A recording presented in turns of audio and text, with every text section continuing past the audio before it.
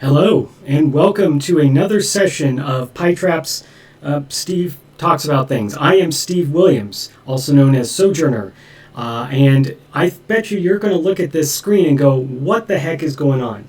We are going to be playing a 14-year-old game tonight called To the Moon, and with it we're going to learn, we're going to find out why am I crying, how games make you feel things. And To the Moon has made a lot of people feel things. A little bit more about myself. I have 20 years of experience as a video game designer. So lucky me, this is a video game. Tonight I'm going to talk about this topic of feeling things which anyone with a pulse should be able to relate to. But hold on to that thought because I should probably introduce the rest of the crew. Who are we? We are PyTraps Studios. We recently spun up a game studio and made me the game designer. PyTrap itself is an art and co-development studio in Seattle, Washington. And because they've spun up this game studio, goodness, I get to do these streams for you. It's a good deal. So why am I there? It's definitely not to do streams. It's because I am making, along with a lot of other people, Forage Friends, a cozy little game where we get to have close relationships with companions that range the spectrum from awesome to other bits of awesome. Okay, hang on. And within this, there's farming and crafting, and it's centered around healthful daily walking. I'm getting all sorts of problems over here. So a great narrative, such as the ones we have in Forage Friends, they find a way to get under your skin and make you feel a certain way. So that's the topic of tonight's show. Just like Forage Friends, we're going to talk about things that make you feel a certain way. What a segue. That's 2 weeks in a row that I've done that. So I'm patting myself on the back. So we're going to play a game that has surely made a lot of people have powerful emotions. Certainly has made me feel powerful emotions. And when the time is right, you'll hear why. The quote in the title is from me. And it happened when I was playing To the Moon. This week's game. Why am I crying? So tonight's show is different in 3 ways, and probably there is celebration to be had for this. Number 1, there will be no slides. I don't want there to be any slides to get in between us and the game. Second, we will have no bad VO from me. This game has no voiceover, so I will provide none as well. And there will be no China Miéville analogies. Sadly, I know for me, but we want to ride with this narrative and not interrupt it with other things. I want to remind you that I am not here to teach you how to be a game designer. And I'm not here to tell you everything that a game designer knows. What I am going to do is tell you a bit about how I view this topic from the perspective of my experience and from the perspective of learning this from many games. So if you're a designer or an interested player, I hope that there's some gold in all this sand for you. I suspect there is. So let me get the rest of this out of the way. I will not be doing the brain is a simulation that makes simulations. I will not be saying the definition of a designer is a person who wants you to have an experience. I'm sure there's a couple more, but there is going to be 4 M's. You can't stop me. So part 1, the quality of narrative is the quality of emotion, but not vice versa. So, question for you. Does pixel art graphics keep emotions from happening like these? Does an emotionally impactful game require there to be amazing sound of things like the piano playing there and the platypusing up there. Do you need a AAA budget to deliver a story? Is this one-button gameplay, this was made in a Game Maker, is this one-button gameplay diminishing the ability to tell an emotional and impactful story? So, by the way, these are all closed questions, so Betteridge's Law should give you a hint as to the answer. It is no. So, the question I was asking with all those things was, what sort of game is emotionally affecting? So, pixel art graphics, since they're determined to be kind of a like an indie, first game indie kind of thing, you would think, there's a diminishment of story. When we see that the characters are doing things in a little box and not really engaging with their surroundings and perhaps moving strangely on the screen, does any of that diminish the emotional impact of a story? Last but not least, you can't hear the game sounds, and I'll tell you why in a second, but they are very simple, very video gamey. Like I said, I had to mute this for Twitch reasons, and I'll tell you a little bit more. But if you look at the player reviews, there's an unbroken line of positive reviews, and only a very few negative ones. On Steam, if you go right now, there are approximately 62,500 reviews, and almost all of them are positive. And people are still posting them today, 14 years after the game came out. In fact, when I set out to find this game to match with the topic, Why Am I Crying?, I was expecting there to be no one who has ever heard of this game, no one who knows this game anymore. It's 14 years old. But quite the opposite. The reviews and also the people I talked to, we all remember To the Moon. So, actually I want to quote a couple of these reviews. So this one was just a month ago by BetRZ. He said, "Superbly written game that allows you to overlook its outdated graphics and gameplay. There is no voice-acted dialogue, but I was constantly gasping, laughing, and had the occasional sniffle while playing through this gem." So, no. And if we really want to know, let's listen to Bastha, who posted just a couple days ago, "I laughed, I cried a bit more. Good game." This is a good time for us to play a little bit of this game. I'm going to play a little bit of music because otherwise this is just stony silence.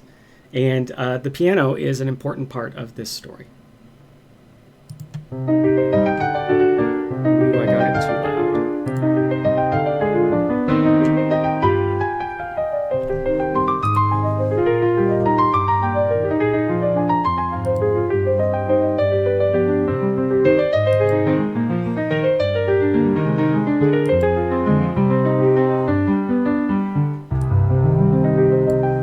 Here we have one button gameplay.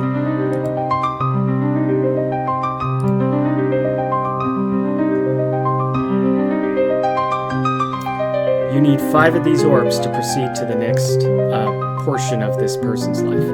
Now, I'm not going to go too much into Johnny's story here because I really want you to play this game yourself. But essentially, we've gone into the memories of a dying man to fulfill his dying wish, which is to go to the moon.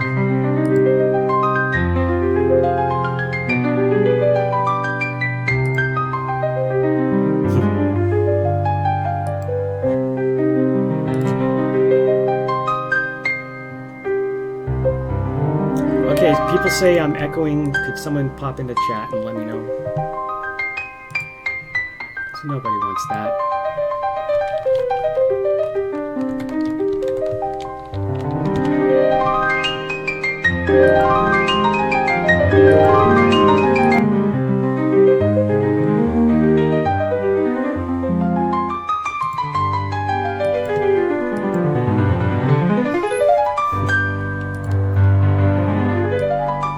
So when we did our dry run of this,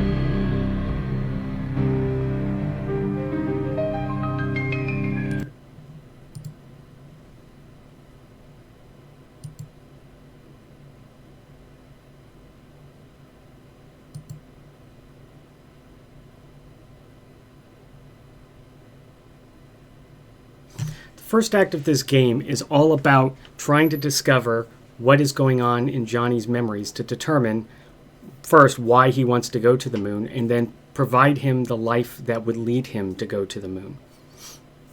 But obviously there's this person named River Wiles who is very important. There's a person named Anya. We don't know anything about that. So we're going to leave the story behind for just a second and talk a little bit more about the topic. And first off, I played some music.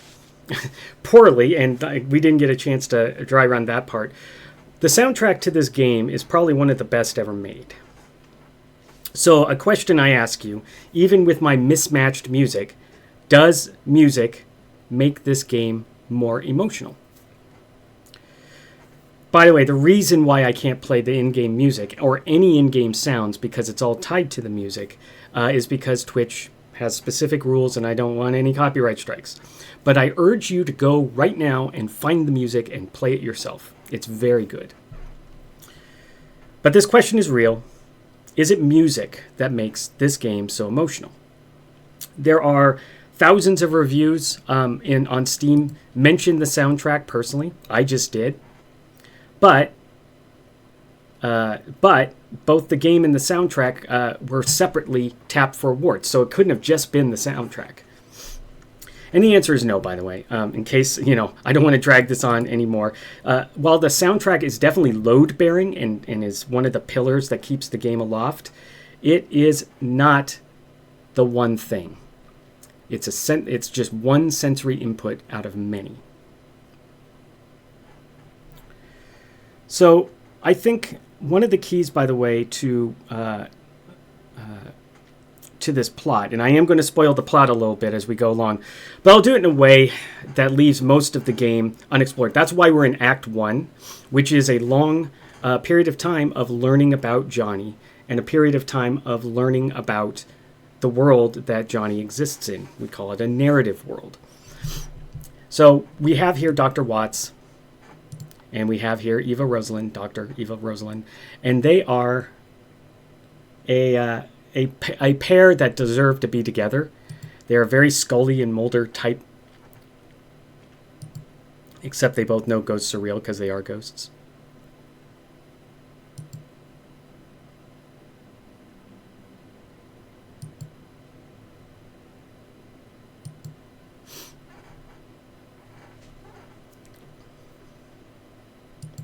So what we've learned here, because we haven't fully explained the plot, is Johnny is sad. Someone named River is gone. That platypus is important. There's someone named Anya involved. And this is near the end of his life. So this is a lot of significant stuff. Now, I'm not even going to move because I'm going to trigger some more. And I would like to start with the next section, which is how to hook a player. So part 2 is kind of one of the reasons why probably most of you are sitting there. So Shakespeare will guide us here. When sorrows come, they come not single spies, but in battalions. I mean, I couldn't do a China Miéville quote, so William Shakespeare it is. When sorrows come, they come not single spies, but in battalions. So that is our first clue that you can't tell an emotionally impactful story as just a bare plot. It must consume the player. It needs to come from all directions at once: the music, the narrative, the imagery, and the player's independent life experiences. But then how did 62,500 people also relate that they felt strong emotion from this? So we're going to need to delve further, and we're going to do this from looking at narrative design. So at the beginning, we see that there's these two doctors. We learned that there's a dying person's memories we can go into, and they can adjust it to grant his dying wish, something that they wish they'd done in life. So they have to enter themselves. They have to learn about this person at a very intimate level, go through his life, and in this case, go through his life backwards, and see if, and as you play the game, we can see if the doctors get him to actually go to the moon.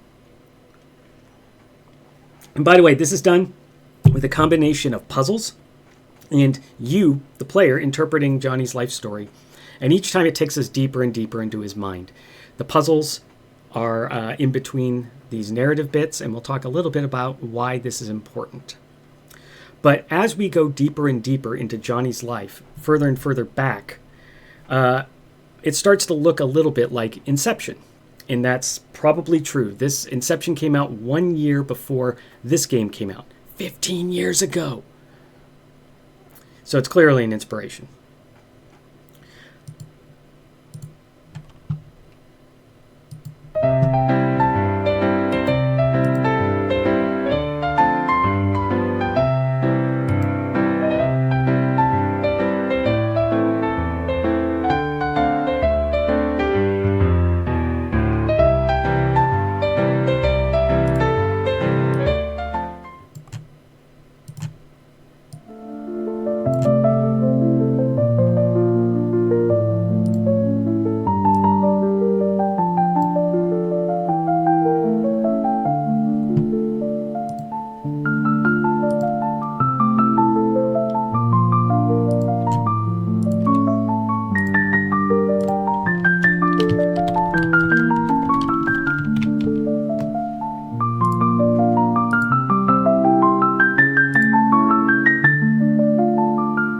So we have our 5 pieces of the puzzle.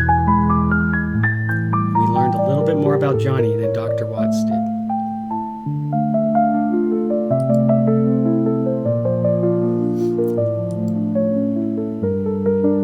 Suddenly we get very video gamey. That's purposeful too.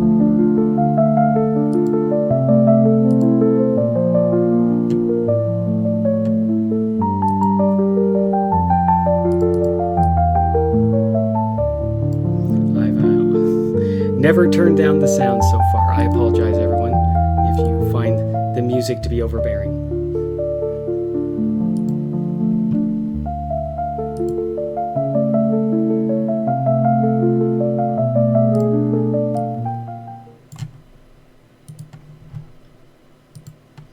So suddenly, after all this narrative, we got a puzzle.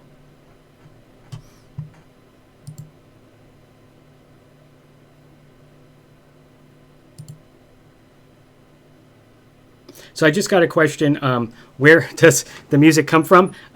Because I couldn't use the copyrighted music, I found some music that just was open source for anyone to use. And I listened to all of it, but I am not 1,000% sure if I hear that there's uneven sound quality and stuff like that. I apologize. All right, if people saw my Tuesday stream, they'll know that I completely failed at this puzzle. So it's ironic that it's that easy.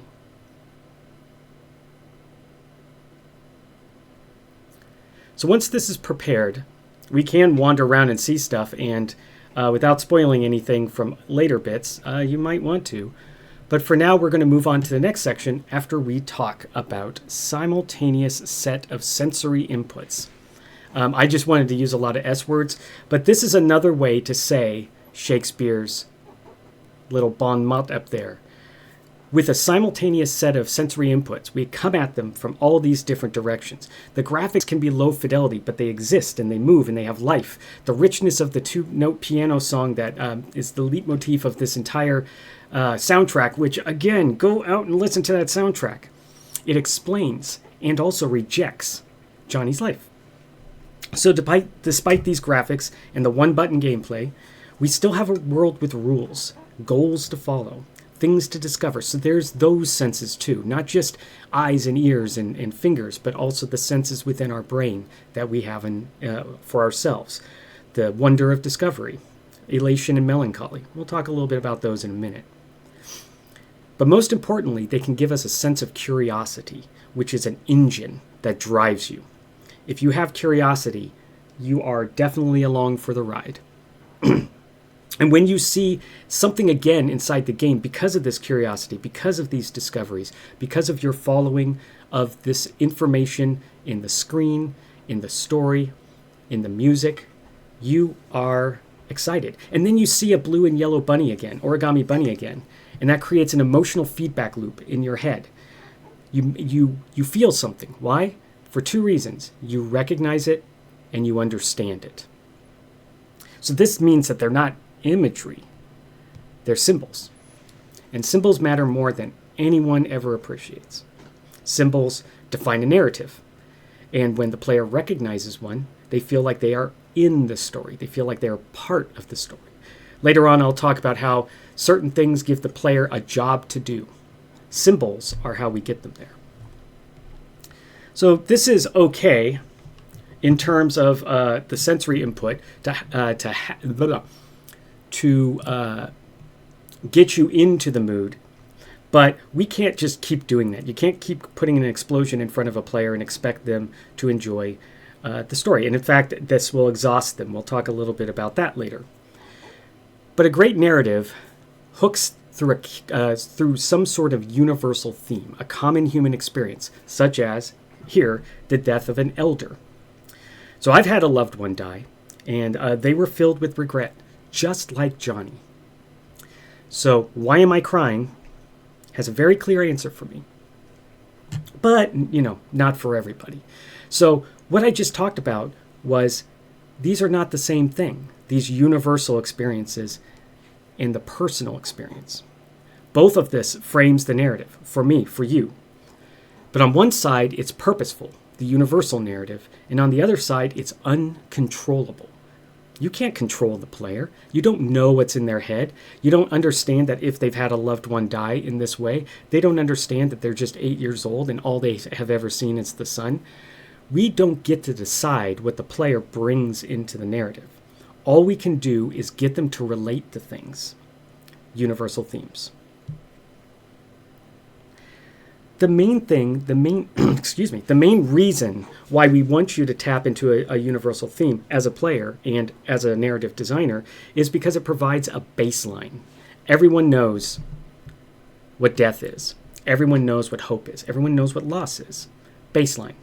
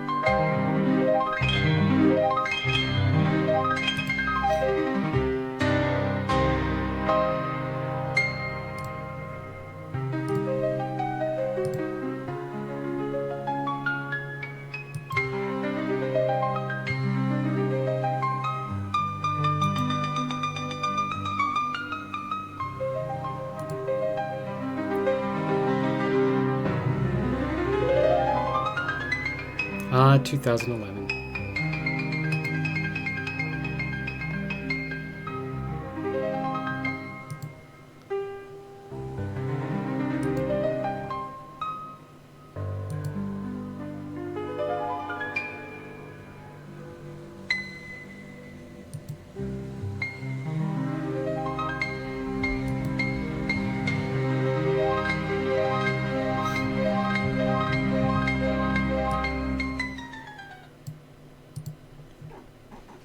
Player agency and puzzles. So if you've ever been to a play or any stage performance, normally there's an intermission, right?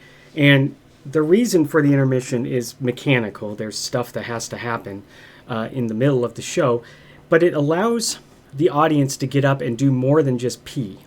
It allows them to take a moment, take a breath, a shift of gears.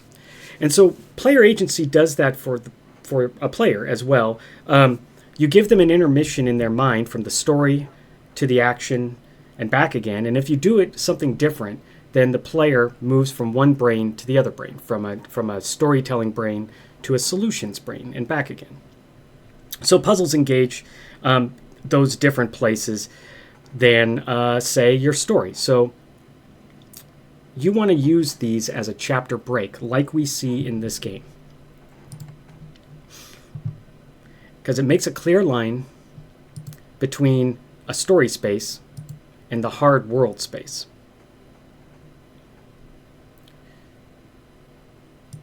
So the intermission is something that you really want to get, and you want your player to get, and your player wants to be gotten for.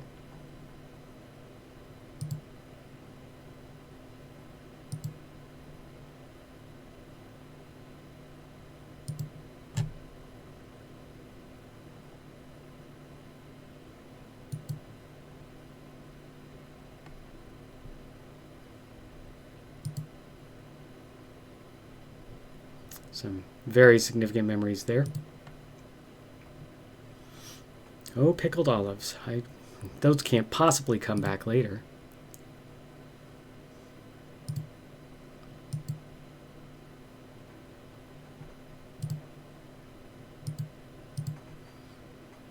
Now, when I played this on Tuesday, I think I really struggled to find that fifth one. And you'd think I'd remember having played this a few times. There we go. That's right. The book.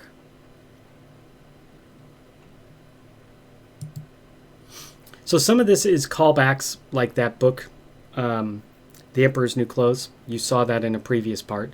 Some of this is new, like we learned just what Johnny would be willing to do to spend time with River on her deathbed. So I just did a puzzle, though. Ran around, found things, clicked on things. And this did more than just give us a chapter break. It also told a story in and of itself. But now we have a chapter break, and I'm going to talk about the next thing, which is the story is a layer cake. And I've been kind of like hinting at this over and over and over again. You want the spongy bit, the spongy cake of your narrative, but in between you need the icing of action. The icing of a different way of playing, a different mode of playing, switching from walking to gardening, switching from juggling to flying a jet fighter. Just any sort of transition that's a modal change. I guess the last one, no, it's a modal change. You aren't in the same brain as juggling as you are jet fightering. So this story is a layer cake. And it kind of defies some conventions because the story during this period that we're playing is kind of a mystery. We're trying to learn about this guy. And we're trying to learn about this story of him and River and the story of, well, other things we're going to learn about. So how they built it, though, is it starts as a mystery. And then there's a deep backstory that is a good chunk of the game. And then there's an emotional climax. So when I say it defies conventions, normally you don't have your emotional climax at the end.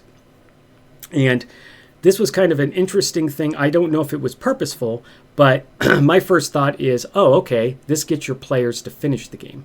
Statistically, almost no players finish a game. Almost none.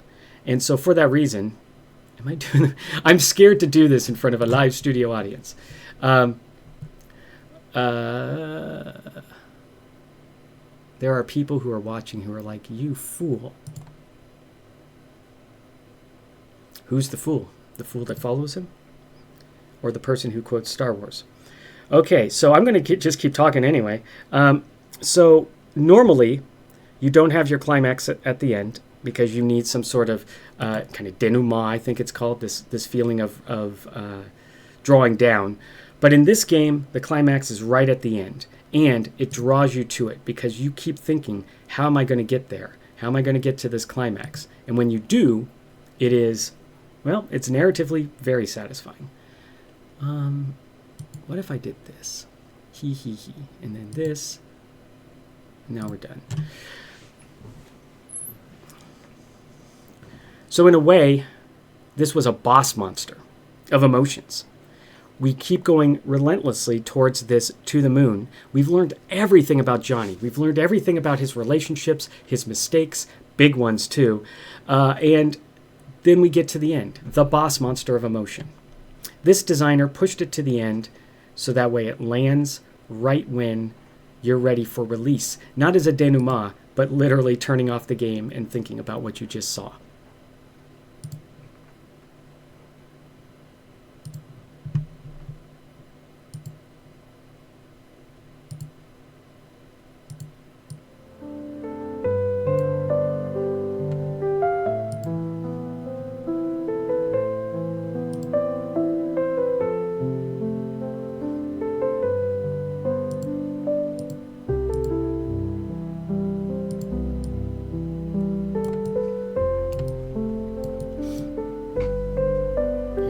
Under construction.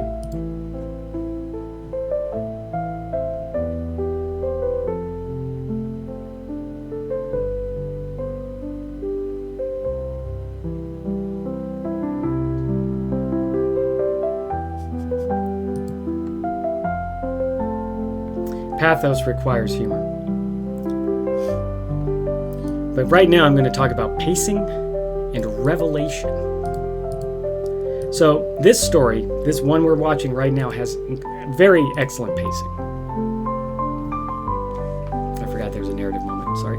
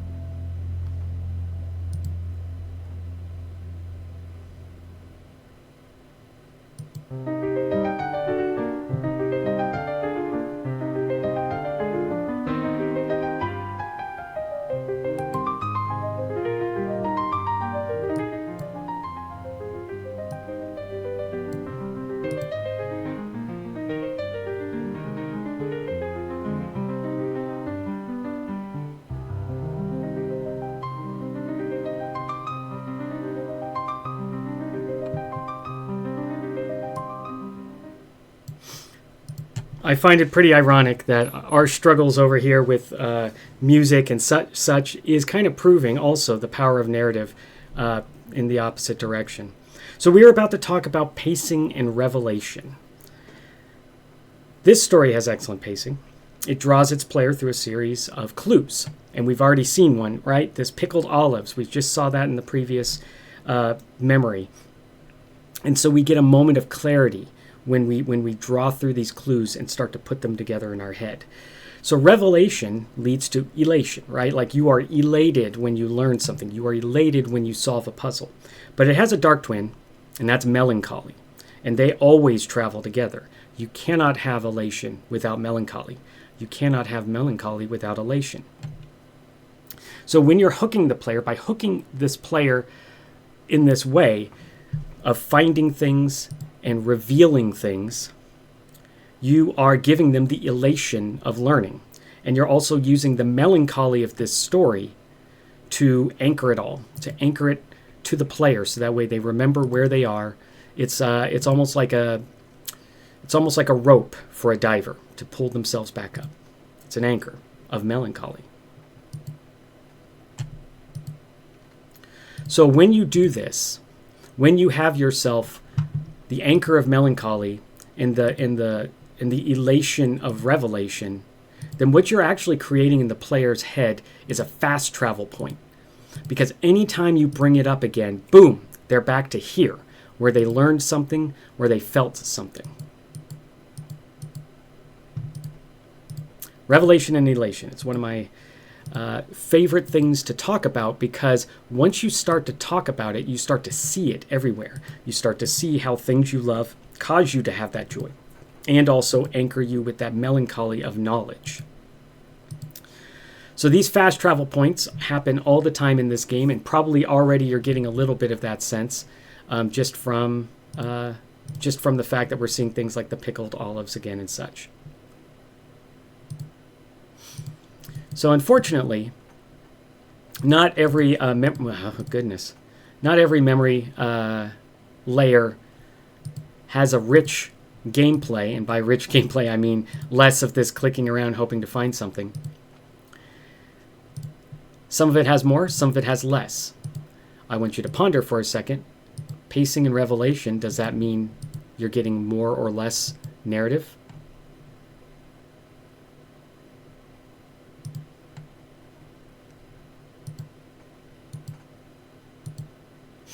So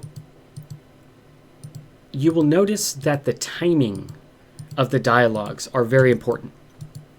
So the doctors have their role to play in terms of manipulating the player's emotions. Dr. Watts being very sarcastic, being very worldly, being very above it all, even though, as you'll learn, you start to get it pretty quickly that he actually is deeply affected too, and he just doesn't, he's not a kind person like Dr. Eva is. But these critical dialogues help to break up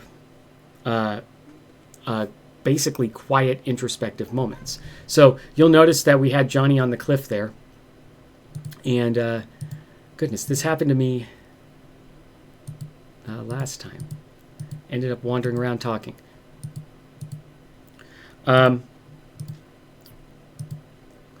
So when you look at these dialogues by the doctors, you'll see the flip, that there's these quiet, reflective moments always after their after their tete-a-tete kind of stuff, and that is both purposeful and very effective.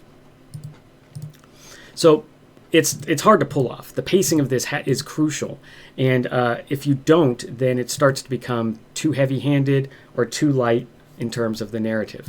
For instance, if all the puzzles were as complicated and weirdly difficult as this one, then the player would lose their love of this game. Oh, there is one left still. Okay. They would lose their love of this game because they don't have the right proportions. And more importantly, they're getting exhausted from one or the other.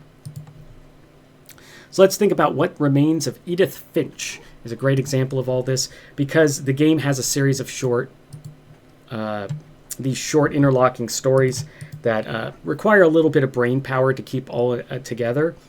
But the narrative pace shifts between calm and sudden action, or sudden revelation, I should say, sudden intensity about each family member. So this calm and then shift gears. So this pacing gives us revelation, which gives us elation and melancholy. So this varying rhythm specifically is about suspense, and suspense is a powerful way because it gives a rhythm that is not natural to the player. Normally we have our emotions kind of move in a sine wave, or they might be a little jaggy if you get shocked and surprised, but it's very rare for this method of varying the rhythm of the emotional responses, so that this actually keeps the player super engaged, because they're anticipating now every time they go into an individual story, what's the damage here? How is it going to be a long bit? Is it going to be a short bit? Is it going to hurt a lot? Is it going to hurt a little? So this is keeping the player super emotionally engaged and a little bit cerebrally engaged as they maneuver through all of this. So I have here a part 2 review. I'm going to skip it, but the main thing is that you want to attack with all the senses in many places at once, and I'm not talking just about your eyes and your ears. I'm talking about your curious brain, your puzzle brain, your narrative brain, your desire to see new places, your desire to hide in a tent. All these things you can assault the player with, even though they may seem prosaic. If you do it right, if you do a lot of it, in battalions, not single spies, my friends. Shakespeare knew what was what. Actually, Shakespeare probably never imagined that quote would be used in this context, but it's so good for this, what we're talking. So why you do each of these things is just like this bubble here that I can't seem to break.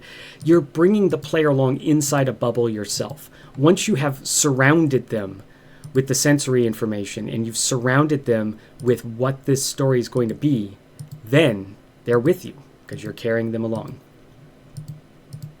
Don't forget that you want to give the player agency, and you want to break up the narrative so that way it's not just narrative, and you want to make sure that whatever you're doing with the not narrative is engaging the player's mind in a different way. I'm actually, now I'm getting to the point where I'm wondering what I'm missing.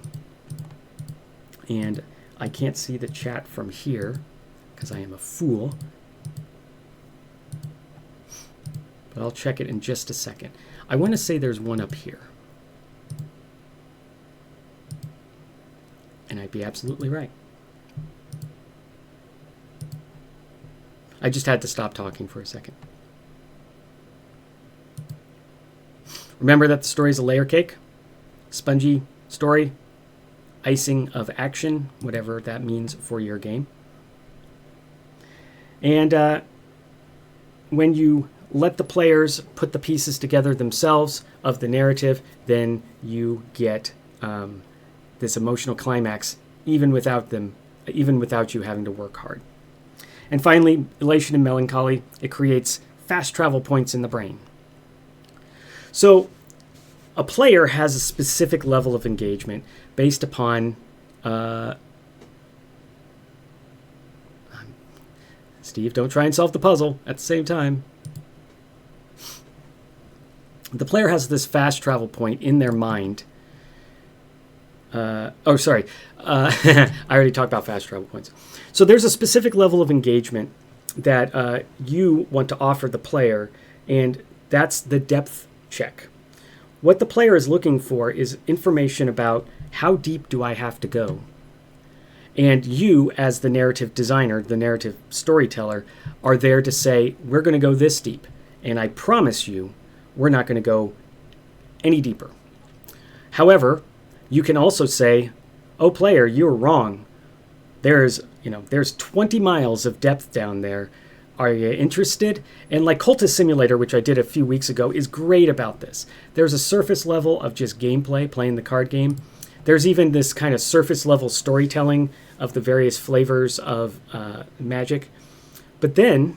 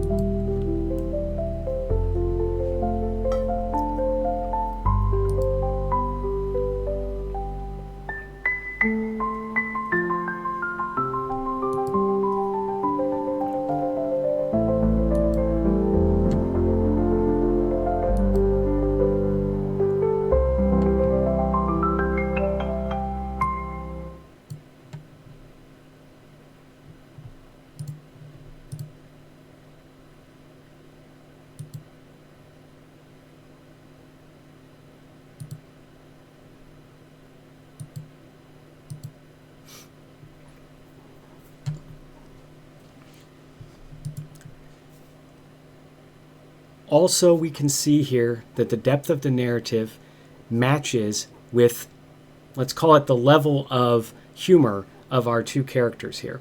So the doctors definitely play a lot of roles, and one of them is a bit of a pressure relief for the player. We see some banter, we see some back and forth. It feels natural, it feels less intense than whatever just happened at this table up here. River's got a condition. There was an incident. She makes paper origami rabbits, and we see these everywhere. So the mystery unfolds, a detective story. So when I say that you have to give them a depth check, that depth check can be down as far as you want or as high as you want, and you can imply depth. But what you should never, ever, ever do is lie to the player. If they're looking for a deep story and you provide something shallow, no. If you are looking for a depth and your player is expecting shallow, no. Don't lie to your player. At the very beginning, show them the depth and let them decide if this is the game for them. Part 3, Game Design Considerations. This guy's going to talk to the bartender, and then we're going to talk some more.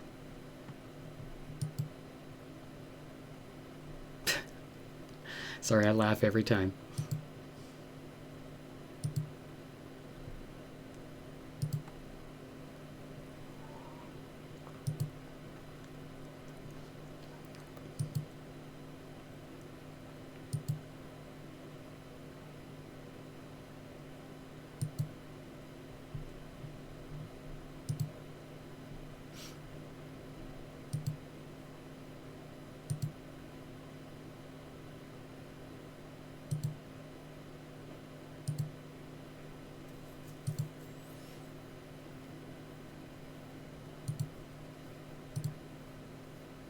I couldn't bear to play twee piano music for that bit. So we're starting to see something else.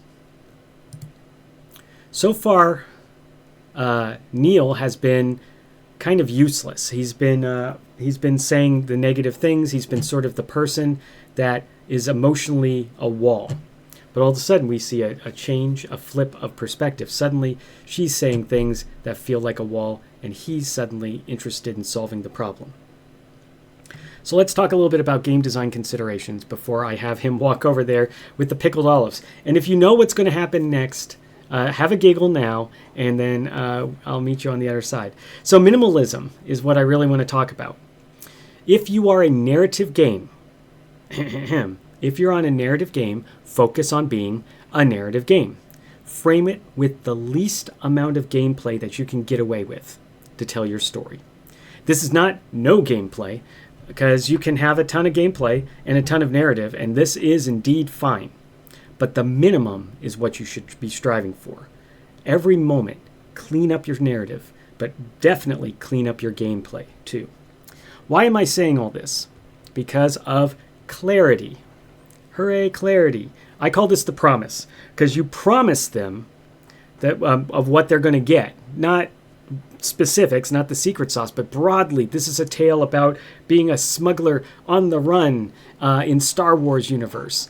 That's all they really need to know to not lie. But you still have made a promise. You're going to get to be a smuggler in the Star Wars universe on the run.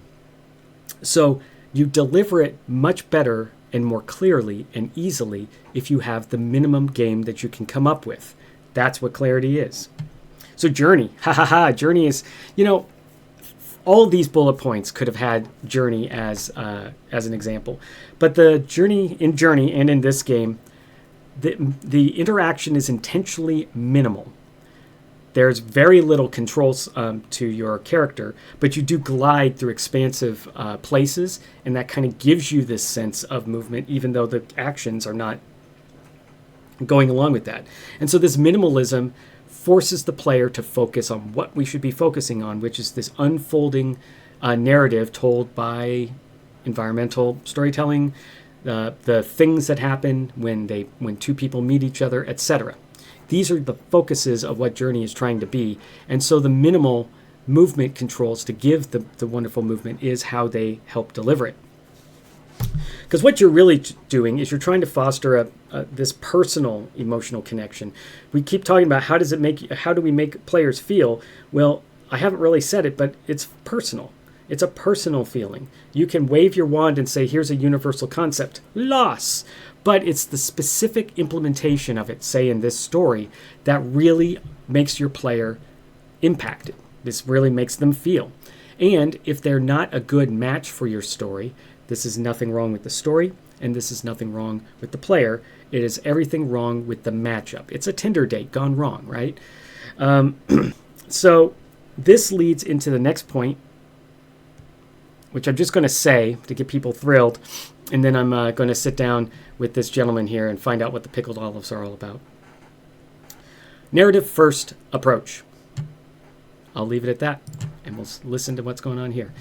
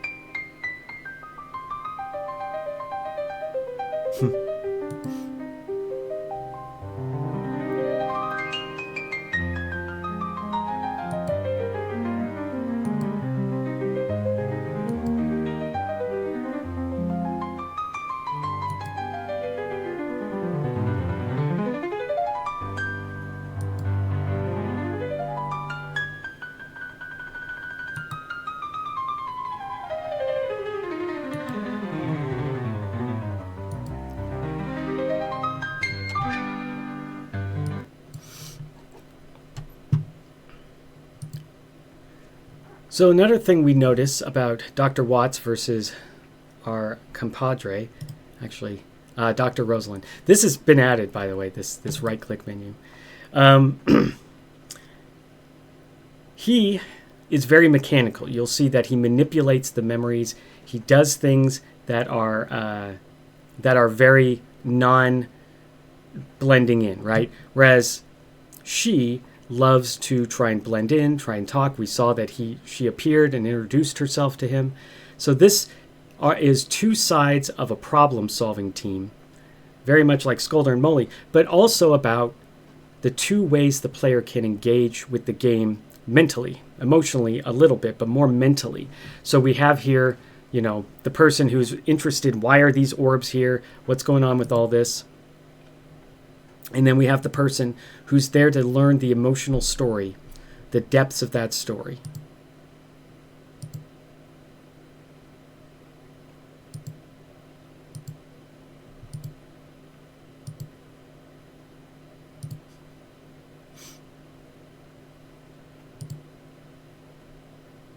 Trying to get into this, that's right.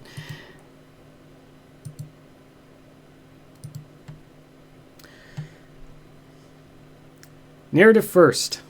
In an emotional game, gameplay serves the narrative, and never the other way around.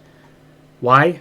You're distracting the player from the narrative. You're not a narrative first game if you've got a bunch of gameplay that's not serving the narrative. So I said I would say this, so a quick aside to my writer coworkers.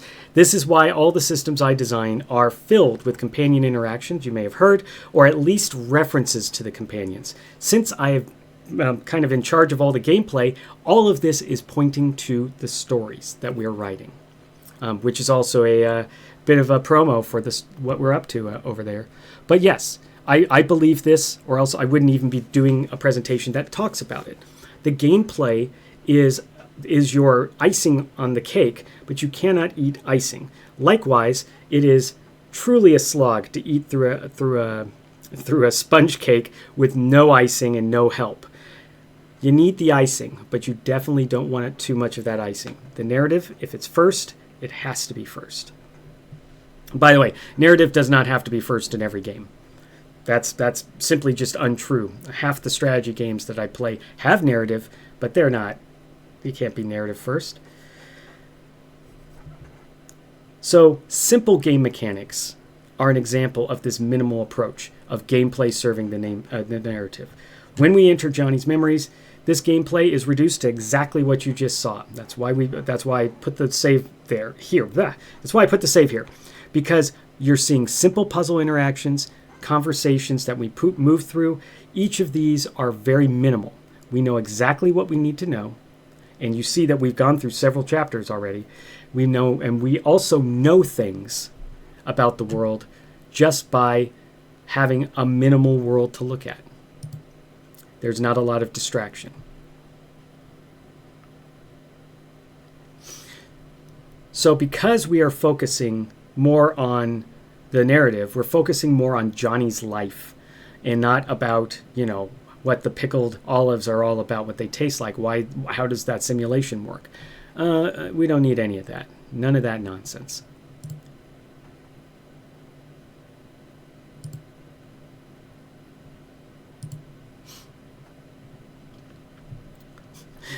All right, I guess I should say something while I'm about to just absolutely crush this puzzle for once in my existence. So I'm going to go through the next two very quickly, not because of time, but because I spent too much time on them before. So environmental storytelling and subtle visual cues. So I know that everyone hates the phrase environmental storytelling because it can mean anything, but this game's world tells half the story, and it does not do it by having lots of words, and it does not do it by having lots and lots of locations. When we return to the lighthouse over and over again, we see through the lighthouse's eyes how this couple has changed, how this world has changed, and all the way up to the climax of the story.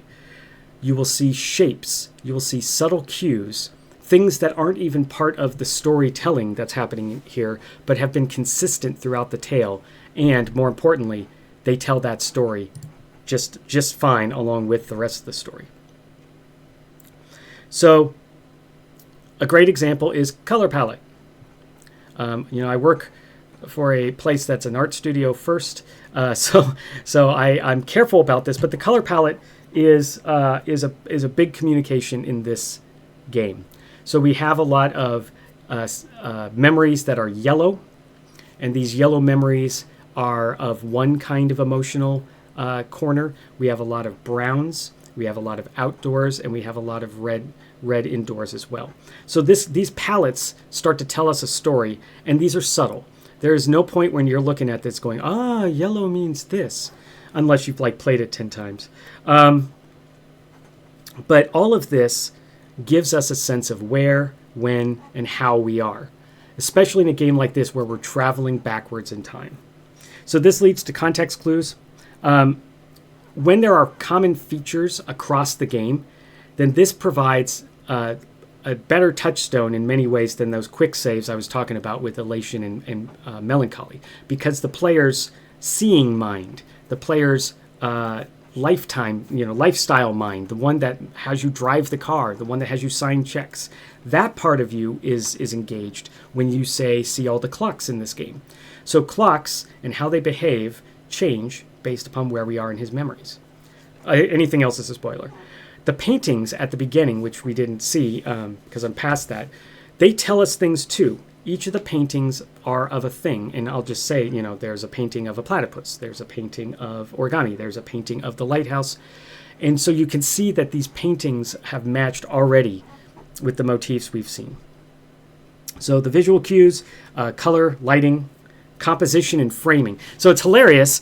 I spent some time with Pri trying to figure out how to frame this game, which is like 480 by 240.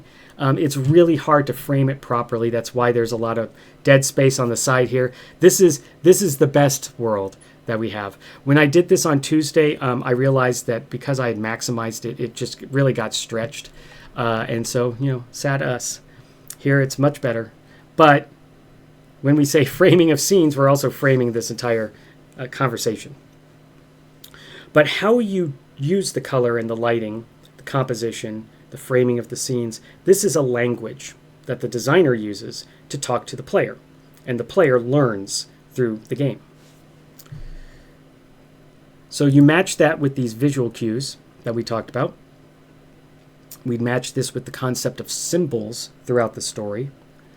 Symbols of our characters, symbols of change or lack of change, symbols of musical joy when the music plays, symbols of musical melancholy, sensory inputs. All of these flip the emotional switch when they're deployed correctly with these other context clues. So I keep saying symbols, and we're going to do some narrative, and we'll talk about symbols again.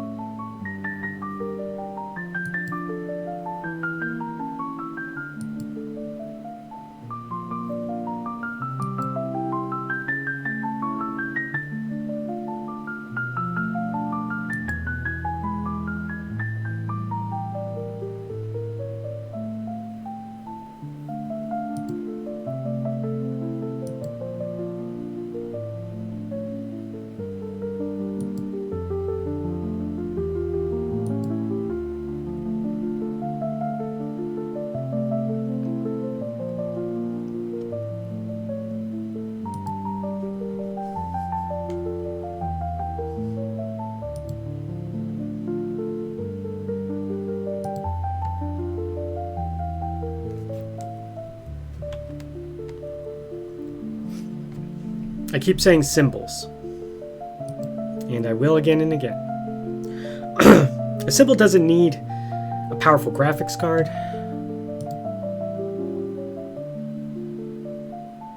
Sorry, more narrative. I thought this was narrative free.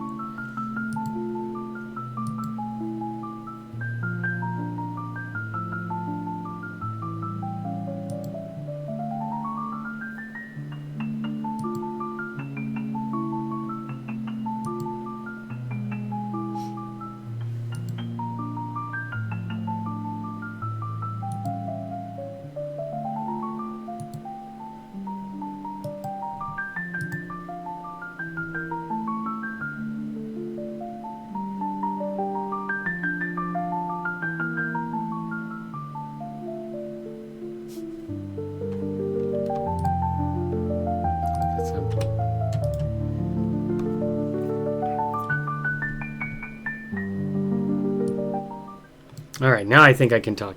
So I keep saying symbols, and I will again and again, as I just repeated myself. So a symbol doesn't require a powerful graphics card.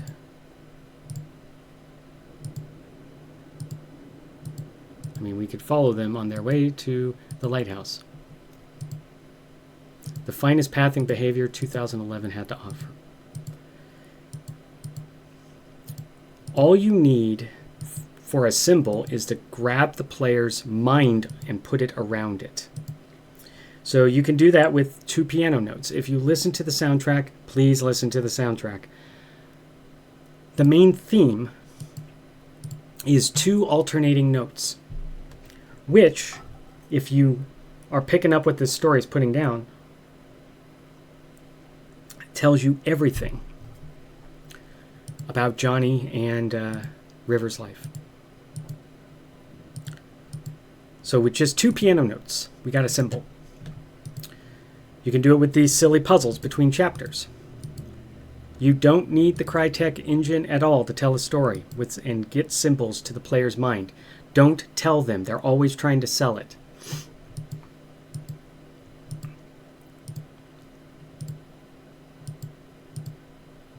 Not yet.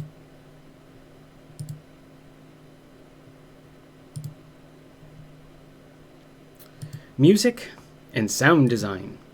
They amp up the moment. If you recall, I said earlier that the soundtrack is powerful and it's part of the battalions that you bring and not the single spies. But it's not load-bearing. So what does it do for us? Mostly it provides a mood. It tells the player, is this a time for elation? Is this a time for melancholy? It also predicts the future. It rarely talks about the present. And when it does, it's because the present is truly powerful. And it's something that you should definitely be paying attention to. But almost always, it's just there to tell you what's to come. Elation is coming. Melancholy is coming. Danger is coming. Crisis is coming. Love is coming. It doesn't say it afterwards either. When it does it afterwards, then it's using the fast travel point to talk to this previous thing in your mind. That's a different sort of thing. So what else does it do? It literally provides fear when there's nothing there, that forward thinking. It makes you uneasy, pretty easily actually. It gives you anticipation. It rocks you to sleep. And it comes with you and celebrates your glory. So these are all mood, right? And so none of this in and of itself tells a story, except for Franz Liszt's tone poems, but that's last century. But everything else, except for Franz Liszt's tone poems, needs music as much as the story needs itself. So a story can talk to itself, but a story with music needs the music to talk to it. And the other way to think about it is good music makes your story worth telling. So in Life is Strange, there are contextual audio cues, and they're subtle. That's the cool thing. They're very subtle, like the distant echoes, or sometimes there's that ambient noise of the bustling city in the background. And what they do is they punctuate, they amp up these key narrative moments, and they emphasize, there's internal conflict with the protagonist, and there's a lot of decisions that are made that bear tremendous weight. So this is a bridge. These sound cues give us an emotional anchor, and they work with that emotional anchor, this symbol, this fast travel point in your mind, with the actual story itself to deepen your empathy, in this case, by taking what you know about the story and the decisions made, and the music, which reinforces these narrative themes. So there's time and loss and redemption in Life is Strange. And all of these are amped up and carried along and given a floor through music. Let's see how much longer I have in this part. Yes, okay, because I want to get to permission to release. But we'll move on to the next thing, story-wise.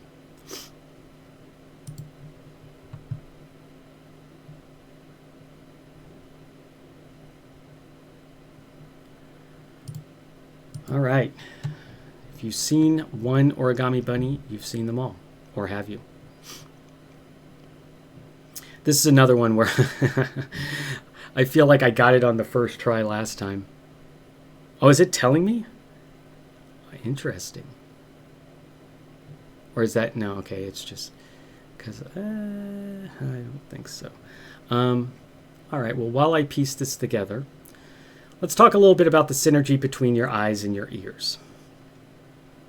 So, when you properly deploy sound effects, and when you properly deploy music right at the right moment, then the player is carried in a boat, down a river, down a water slide. They don't have a choice anymore. They are on, they're in for the ride, and they're in for a thrilling ride. And just like a water slide, it is just as thrilling as you want it to be. I feel like I'm making terrible mistakes here.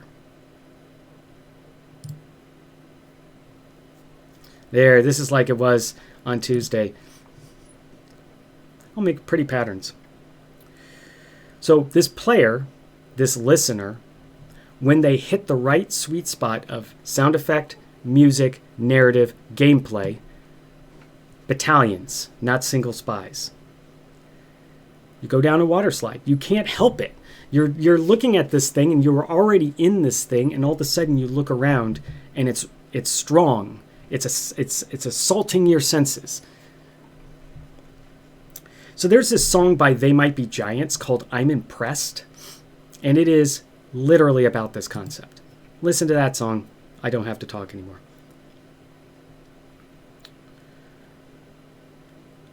The other way I like to think about this situation with music, sound, and narrative is this. If your player is tapping their foot, you have them. They're yours. Do whatever you want with them. Guess we're going to get to go through a lot more of this while I play with the puzzle. If anyone has any guidance. Here we go. Nope. It's the wrong corners. I regret everything.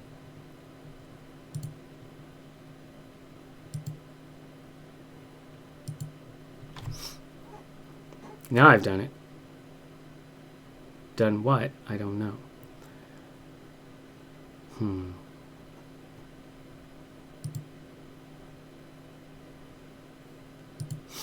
All right, I'm not gonna I'm not gonna belabor this. So pacing and structure. The other way to look at this one is how much narrative versus how much interaction. Yes, okay. Sorry. Life is good again. How much narrative versus how much interaction?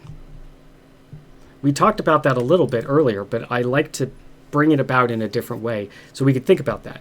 So if we're going for emotional gameplay, that means that narrative should not be all of your gameplay. We talked about that. But we didn't talk about why it works against you.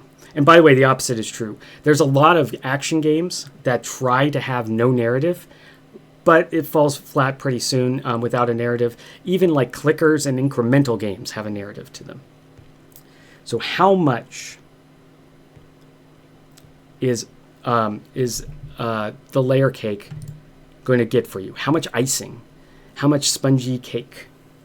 The narrative's the spongy cake, by the way.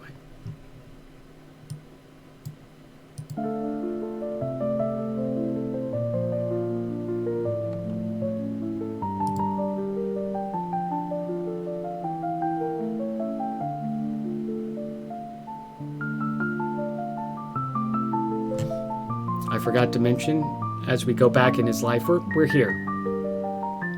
So we got a ways to go, and I'll spoil that we are in Act 1. So Act 1 is by far the longest portion of the game, and it's safe for me to show you because you can see how the story is developing, and you can already kind of feel a little bit of those crunchy feelings, but without spoiling the just extreme awesomeness of storytelling that is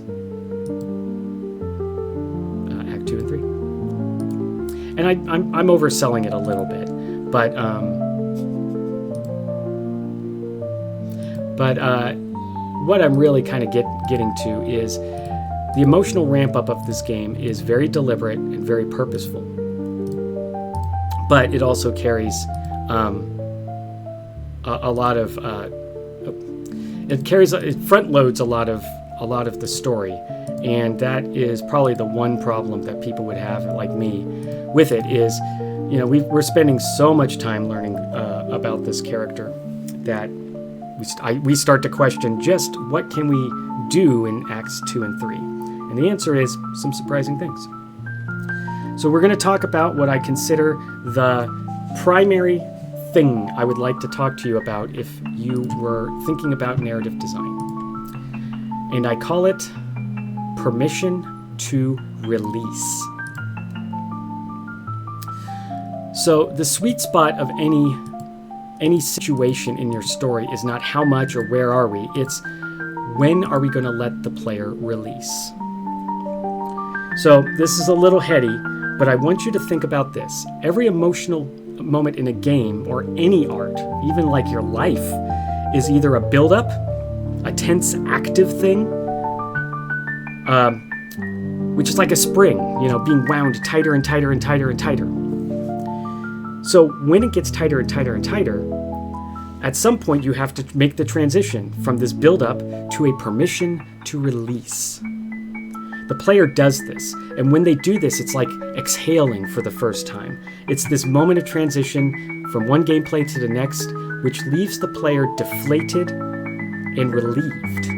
It's permission to release.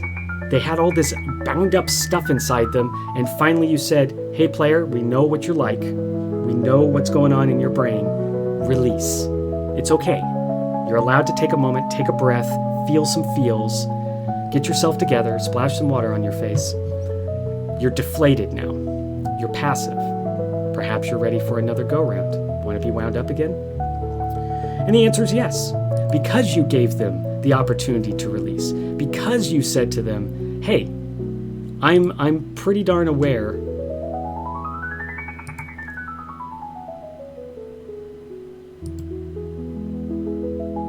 this is true.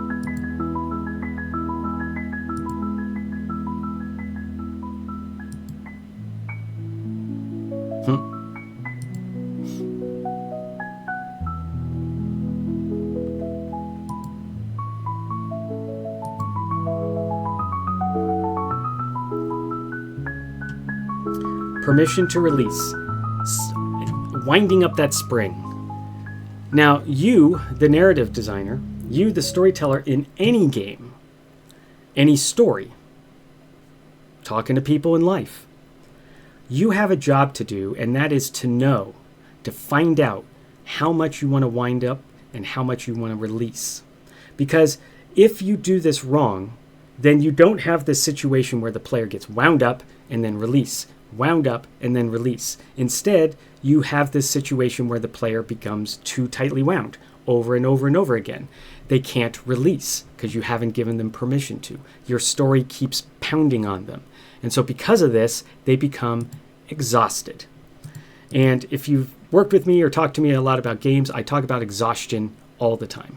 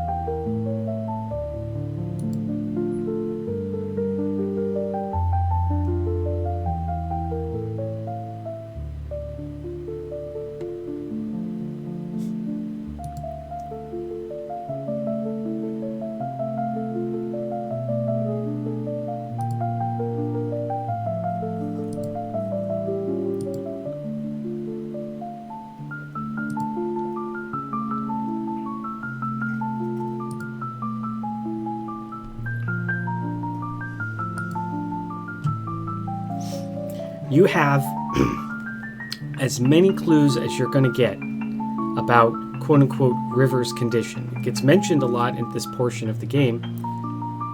Just telling you now, what you saw is as close as we get. However, I would dare say you have enough clues. So when I talk about exhaustion, really what I'm saying is the player's quitting. They're either logging off for the day or they're logging off forever. And you cannot choose how they're going to choose to disengage with the game. All you can choose to do is work your butt off to make sure that they do not disengage with your game. Because it's okay if a player leaves your game if they are just needing to go on with life. Oh shoot, I have to go to school. Oh shoot, I have to go to work. That's totally fine. That's not what I'm talking about.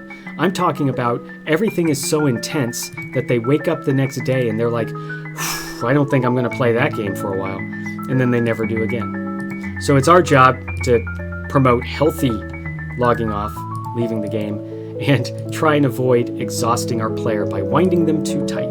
By the way, there's an other side of this, right? So if you have been released, but there is no way to you have chosen not to be wound up again, then you have no energy as a player.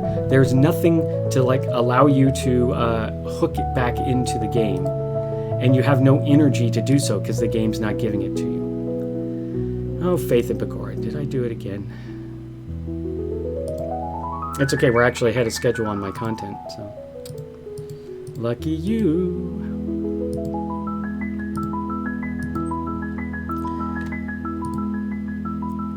I just want to reiterate the permission to release, because like I said, this is the most important thing I believe I'm going to say tonight, because I feel like this is something that every good game gets right, and a lot of people don't see it when they look at that. They see something different. They think it's because, oh look, the graphics are like never seen before. Oh, it's hooked into a famous IP, etc., etc., etc. Well, I've worked for famous IPs, and the games we produced were not given a leg up because of that. In fact, they were probably under more scrutiny. So that's not the answer. And the answer is not, oh, it's a studio that has produced famous RPGs, therefore, we're golden, right? That's that's something people say, but it's not true. You have to deliver on the permission to release in order to earn your audience, in order to earn your story. It's not Star Wars Outlaws, which has a pretty okay story, but it's a pretty okay story. It can get away with being a pretty okay story. The march continues.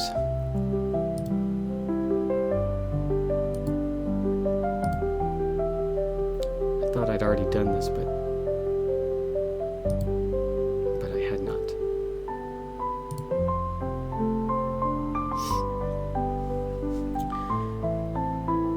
This one I know people who have talked to me know about.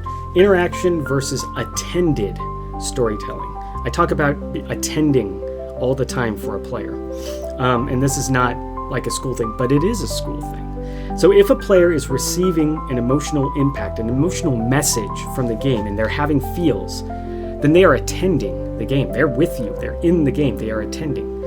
And what this means also is that the player is pointing with their finger at the source of the emotions. And they're saying, there it is. I'm sad. There it is because of that. And, ooh, I'm happy because I blew something up because of that. So if you break that, if you try and make the player point anywhere else without transitioning them, then you pop the narrative bubble. And in that case, you are screwed.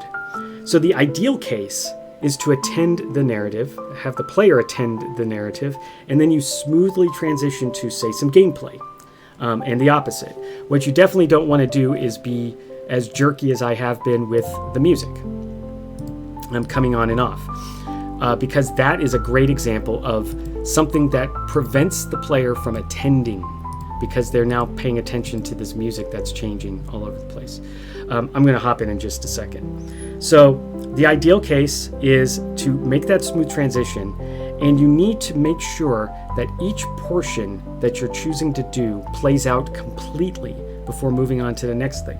A common mistake in game narrative is they start to tell you something, And then while you're along the way, they start to tell you something else, but you're busy. You're doing something else. It's very common in MMORPGs. It's very common in many RPGs. Witcher 3 was really bad about it. I was so frustrated. I'd be talking to someone and I'd finish and suddenly my sword comes out, chinky, chinky, chink, and then someone's trying to talk to me again.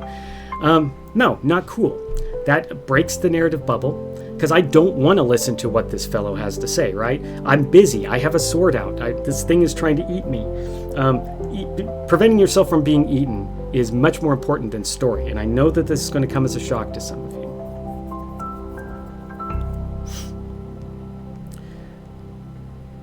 So when I say allow each portion to play out completely before moving on to the next thing, it is also a problem with waiting.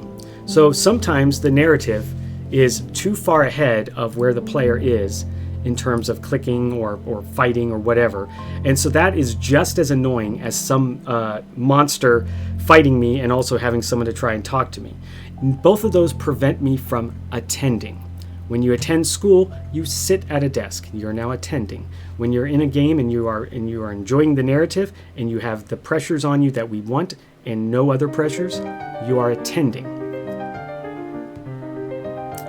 We're to part 4 of 4. Good job, everyone. So we're going to talk about player engagement strategies, and this is largely a recap of some of the things we talked about, but I'm going to do it from a game design perspective. And we're going to have some time to actually play. You immerse a player through relatable human experiences. Seems obvious, but think about it. You can be an alien in a game. That's okay, as long as you have relatable human experiences and features about yourself. Heck, you can be an ant, and then you'll get yourself a theme park if you have relatable human experiences, right? So a relatable ant equals theme park. Think about it that way. Relatable human experiences allows you to be anything. And think about the weirdest stuff in fiction, like statues talking to you, or clouds taking the shape of a face and talking to you. Both of those are pretty extreme, but they're also relatable human experiences. By the way, love should be said more often. Love is universal across all cultures. There is no culture that doesn't have love. Loss is universal across all cultures.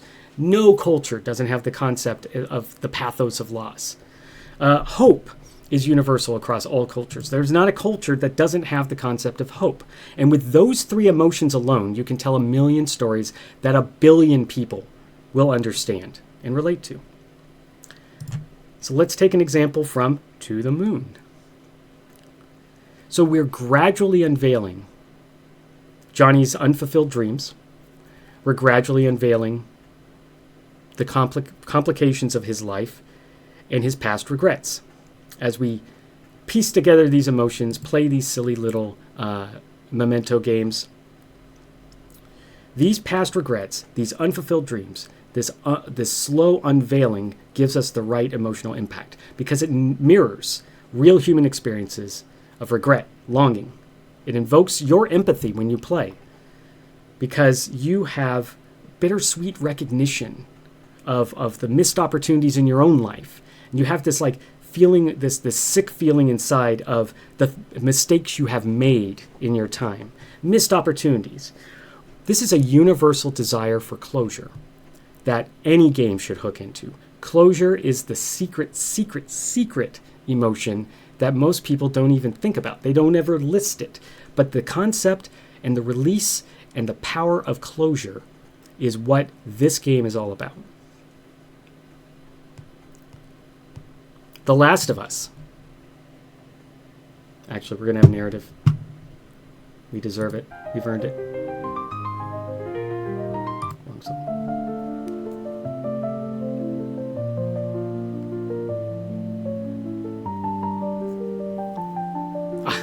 They pulled a bait and switch on me. Okay, that's fine. It's not like I've played this section several times to test it. The Last of Us. There's this relationship between Joel and Ellie, and this, by the way, TV show or game, or I should say, pale imitation TV show or game.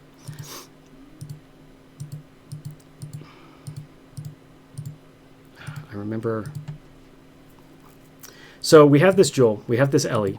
They have a very specific relationship. It's marred by like this world that they're in, and it's filled with moments of tenderness, but also moments of sacrifice, loss.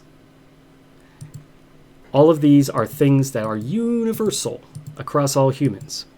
And the fact that it is a young woman and a jaded man in this relationship also has cultural power to not just our cultures, but many cultures. And here I'm not talking about anything inappropriate. I'm talking about the feeling that happens in all of us when we see a protector who is strong and a protected who actually is strong as well. That's the universal, by the way. It's not the damsel in distress. That actually doesn't play well in most cultures, and I would argue doesn't play well in our culture anymore as well. So why do we care about the narrative in Last of Us? And it's because one of the pieces, other than the relationship between the characters, is also that there's deep bonds forged in action, forged in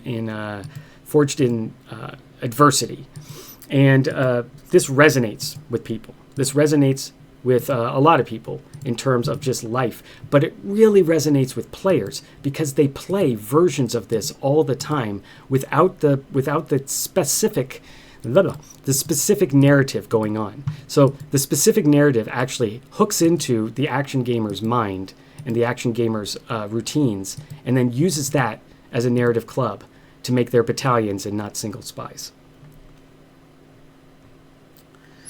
So this is something that should be shouted from the rooftops.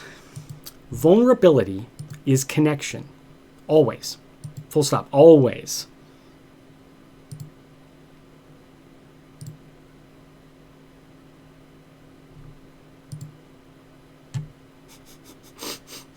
Acrophobia. I'm going to say that again because I think it's very important to hear. Vulnerability is connection. Always. But that seems very counter to video games, right? Most video games are power fantasies. They're about you, the god. But the problem is, it's not you. And so you can play that, and it's fun, but you're not telling the best stories. The best stories don't come from you, the god, because the player isn't a god. The player might imagine some godlike things.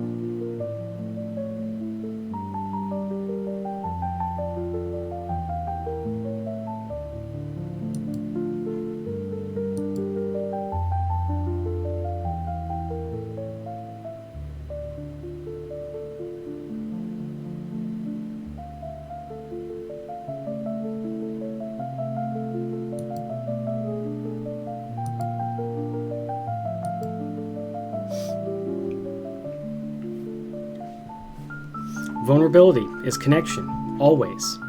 The best stories, the best emotional stories, They contain a core vulnerability in their characters that you, the player, or you, the audience, can sympathize with, empathize with. You have the thing that I like to say, there go I. You see someone else, you see someone with that core of vulnerability, and you say, that's me. That could be me. That's me as a scientist. That's me as a person who dives into memories. Why? Because of the core of vulnerability that our doctors have. Definitely the story of River in Johnny, tragic as it is that same core of vulnerability.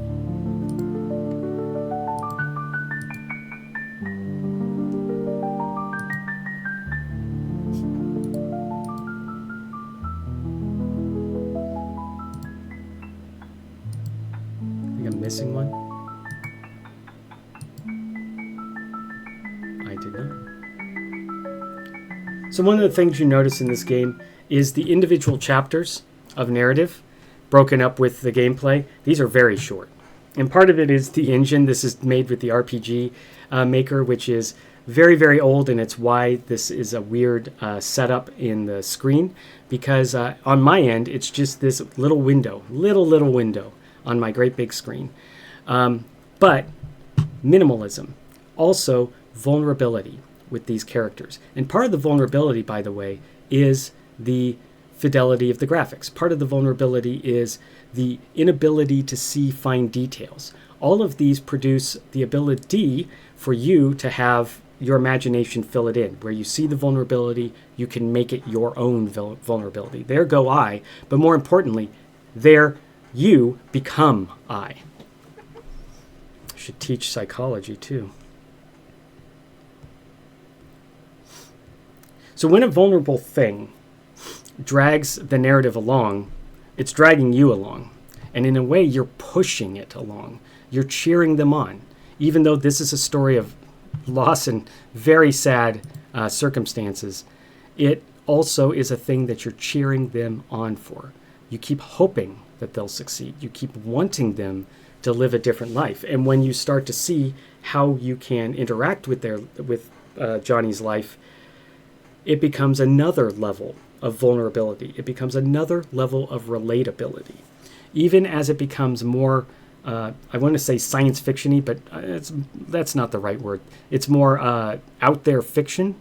As it becomes that, in a way, the characters become more and more relatable because of their human vulnerability. Spiritfarer. Yay! That was the game I almost played for this, and looking at the complexities we had getting this together, there's a part of me that wants to say, in an alternate universe we did that. But I really am glad we did To the Moon, because it's such a special narrative game. But Spiritfarer is all about vulnerability. And more importantly, there's lots of different cores of vulnerability. So much that you can always relate to one of them, and probably several of them. It winds you in, not just with its narrative and with its concept, which is a powerful concept. It also winds you in because of the sheer power of each of the characters' vulnerability. You learn about these various characters, and you perform actions like gardening and stuff like that to understand them better. And at each point, it's not like you learn about their military service where they conquered a world, and you don't learn that this was a banker who bought everything. No, these were vulnerable people with so much that's related to what we already know and probably have experienced. So ultimately, when I say vulnerability, just cut and paste relatability in your head. A vulnerable thing is a relatable thing, especially in video game narrative. By the way, test this. Video game aliens, Mass Effect. All of them, think about them. Really vulnerable characters. Super relatable characters. In fact, it's a tour de force. So let's talk more about symbols. Ha ha ha. And in order to do that, I get to do my favorite thing. Oh, wow.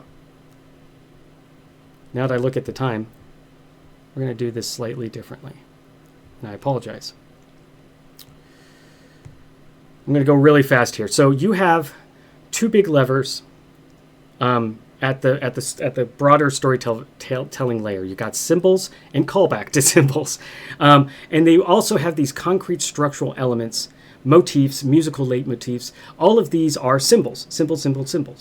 And so symbols and callback to symbols is a lot about the layer cake, but it's a wrinkle to the layer cake because we want to use those fast travel points, elation and melancholy, to move the player around using the symbols that represent those. So you see something like the blue and yellow origami bunny from earlier in the game, and you have a memory. You go back to that fast travel point, and we have several things that we have shown you that you now grab on, take on board.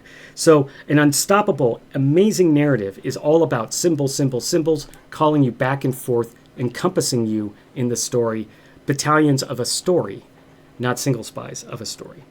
So a lot of crying happens because of that. Because once the player has a bunch of stuff bookmarked in their head, then it's easy to connect that to any sort of emotion, and now you have the waterworks. So the best way to do this is you give the player an emotion, you bookmark that emotion, and then later on you give that player an amped up version of that emotion, and you call them back. So now you've got the same thing building upon itself, and that is very powerful. The one thing I will say to you about symbols is simply this: establish them early, establish them often, call them back right when you need them, and never call them back so much that the player is getting whiplash. Not too much, not too little. You want to bring the player back and forth. Symbol, fast travel point. You want to reinforce, because this reinforces, bouncing back and forth reinforces, but only because you're using the symbol as a tool. Symbols are key. All right, quickly, concrete for the abstract, abstract for the concrete. So a crumbling building is a great metaphor for the loss of a loved one. A starship spiraling into the sun is a great metaphor for failure. It goes on, right? So you use the concrete to explain the abstract, and the opposite is true. You can use an abstract emotional concept like trepidation, and you can amp it up by putting the player in a dark alley. The trepidation is the dark alley and vice versa. So if you call back to trepidation, you also call back to the dark alley. If you call back to the dark alley, you get the trepidation. So the player cannot be shown a symbol and told, this is a symbol. The player must identify the symbol themselves. Period. Full stop. So many narrative games try and show you the symbol, and the player doesn't get an opportunity to make the work themselves in their brain to attach that to the right thing. Instead, it just kind of bounces off because someone told them. When you sit a child down in a school, you don't lecture at them. Instead, you give them the opportunity to interpret some things, and you're there to guide them. At least at the kind of teaching I learned. So you're not going to get any emotion from your player if you shove a symbol down their throat, because they don't have anything to hook it to. They don't have a fast travel point. It doesn't connect to the elation of discovery. It doesn't connect to the anchor of melancholy. So if a clown dances in front of you, demanding you to laugh, you probably will not laugh. Don't hit him with a symbol.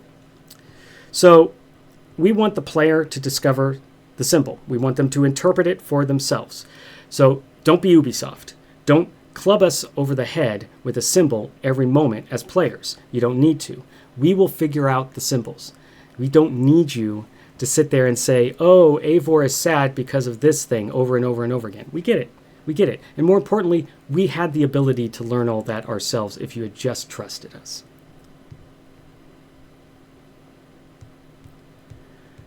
Whew. Okay, 2 more.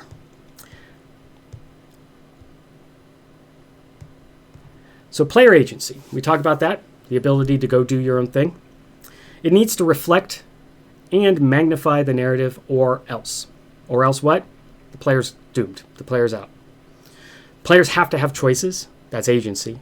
So, or else they're not going to attend, right? Like no one's going to attend a game that has no choices. That's an audiobook. So the player has to have, by the way, meaningful choices, not just we have a choice, but like something that means something. So when you're pitching a feature, when I'm pitching a feature, say on my current game, I repeat, by the way, this whole thing, player agency, and it needs to reflect and magnify the narrative. And so what I mean is I want to give the player a meaningful choice so they're along for the ride.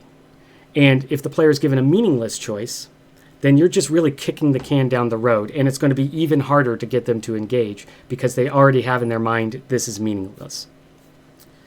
An explosion, a choice, that's 2/3 of the way to creating a meaningful emotion. Last main point, player agency gives the player a job. So whenever we make a choice, we feel some sort of responsibility to it. We feel that there is, we have skin in the game. We are in it.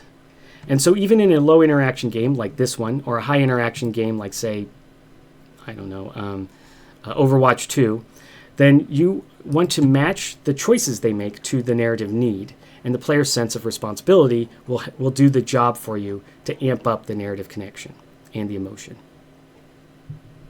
One last bit of this, and then we'll do some closing stuff.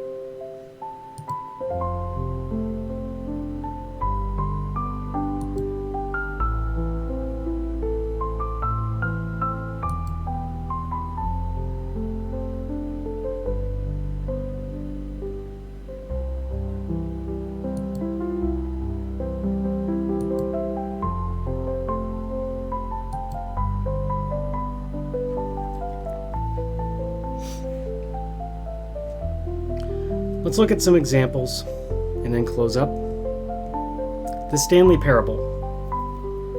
So the Stanley Parable is has choice-driven exploration, and every decision is a branching narrative, and there's unexpected endings to these narratives. So this causes the player to make choices, and they quickly learn that they're meaningful choices. And when you deliberately defy the narrator's guidance, this gives you even more power over the narrative. So it serves as a commentary, by the way, on free will, on determinism, and you feel that in your bones, in your soul. And it makes the player's choices, the player's options, the player's specific way of playing the game a core component of the story of Stanley Parable. You couldn't have the story of the Stanley Parable unless the player goes through and makes the decisions about the Stanley Parable. Shadow of the Colossus, I'll do that as the last one. So the act of climbing the colossal beings is such a metaphor for so many things. But each encounter is meticulously choreographed. Each colossus has its own narrative and its own tragedy and its own method of fighting it, like at the crass level. All of these things march together, a battalion, not a single spy. So the gameplay itself is actually a metaphor, right? Like it's a metaphor for sacrifice. It's a metaphor for hubris, and it shows how when we take down a mountain, these colossi, we are saying something more about ourselves, and there's a strong internal battle from the protagonist. All right, now's the time for me to summarize, chums. And this is a pretty short summary, at least I think it is. It fits on one page. So what I want to summarize is the big bullet points. So anyone who fast forwards to the end of this, you're there, you did it, you're the smart one. So first, the quality of your narrative is the quality of emotion. The better your narrative, the better emotions you get. The better your emotions, the better your narrative is. Meaning, choose the right emotions. We all relate to universal themes, but we cannot control the player's personal experience. The story is a layer cake. You need to pay very close attention to pacing and revelation, elation, and melancholy. Make the smallest game you can, minimalism, and narrative first if you want your emotions. The bigger and more complicated your game, the less that the player will be able to have the emotional impact you desire. Permission to release, so key. You wind up the player, give them an opportunity to deflate, to exhale, to feel that joy of not catharsis, but just releasing. My phone says something. Vulnerability is a connection. Always, always, always, always. If you show vulnerability, you have connection. Symbols, callbacks to symbols, fast travel. Use elation, melancholy, and symbology to move the player around, using that to time travel, using that to bookmark, using that to do shorthand. All of these are built upon vulnerability. It's also built upon symbology. It is built on vulnerability too. But the symbology does the work for you. And let them, by the way, discover that, not you. Concrete for the abstract. The building that's crumbling. The loss of a loved one. Abstract for the concrete. Trepidation, and here's a dark alley. Player agency reflects and magnifies your narrative, or else. Or else what? You fail.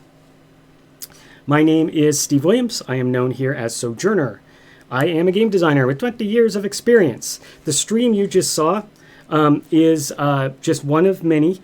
Every Thursday I come back from 7 to 9 p.m. Pacific, and I have a different game and a different topic. Next week is something game balance, and the game will be something that's got a lot of game balance for me to look at.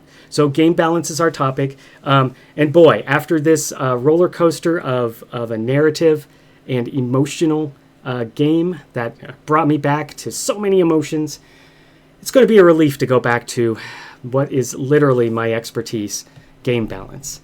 I want to thank you all for coming, and I want to remind you that I love you. Be well.